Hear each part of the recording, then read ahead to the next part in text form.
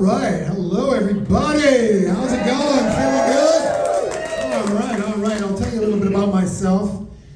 I worked most of my life in the film business, and people say that's glamorous.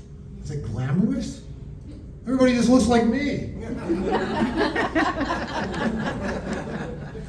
One job I did was scout locations to find places to film, usually houses and stuff like that. And inevitably I have to deal with a dog. Now, big dogs are not a problem. It's the little yappers you gotta be careful for. They can be vicious. I noticed something. I noticed that some of these little pets, little dogs, little cats, they sometimes are named after dictators. I knew this little yapper called Napoleon Bonaparte. Martha Stewart had a chow chow called Genghis Khan. I knew a cat called Kittler.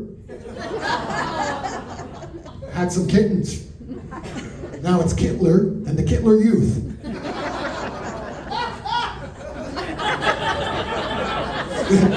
Thank you. This is how I met Napoleon Bonaparte. I was scouting locations for a commercial. We were looking for a bungalow, like a ranch style bungalow. So I go up to the house, I knock on the door, and it opens a crack. This little man says, "What do you want?" Behind him, I could hear this little yapper going at it, like going nuts. I go into my spiel, shooting at the house and blah, blah. Suddenly the dog escapes and lunges straight for me. I put up my shoe, and the dog latches onto my foot with its teeth. Now, I'm doing the jig with a dog on my foot. The little man comes running out, he tears the dog off my foot, puts it back in the house, and turns to me and says, "I call him Napoleon Bonaparte. He have a small dog complex."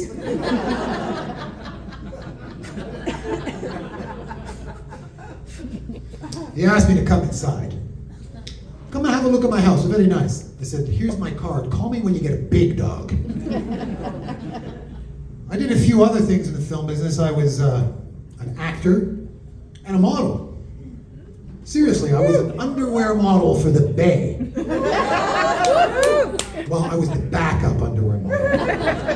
When the star model, Matt Jacko, when Matt wasn't available, they'd call me. And back then it was tough. We could not augment. There was no socks, no props.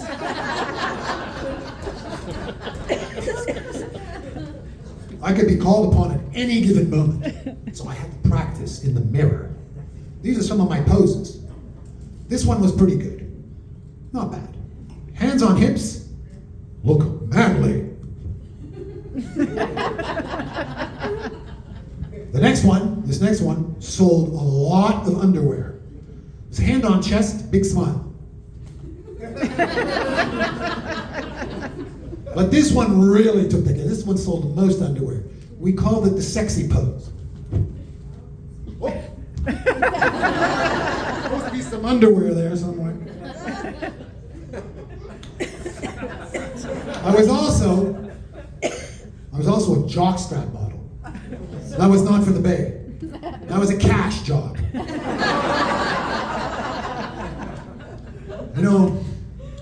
As an actor, you got to do a lot of auditioning, and you get asked a lot of questions. And sometimes you got to fudge it, because I got asked, "Do you know how to ride a horse?" I said, "Are you kidding? I was voted most eligible equestrian." They didn't believe me. I didn't get the part. I got asked, "Do you know how to ride a dirt bike?" I said, "Are you kidding? That's all I did as a teenager." I got a call back on that one. I hit the ramp, lost control, face down in the dirt. I got asked, "Do you know how to fence?"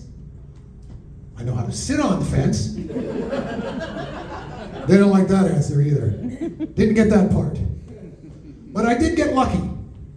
I was in a couple of David Cronenberg movies. I was in Rabid, and I was in Scanners.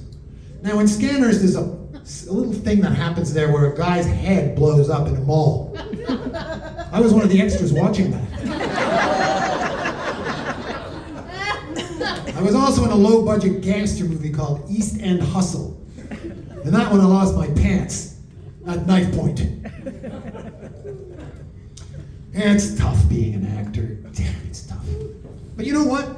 I still get the occasional call. Incontinence briefs. Now that's glamorous. Thank you.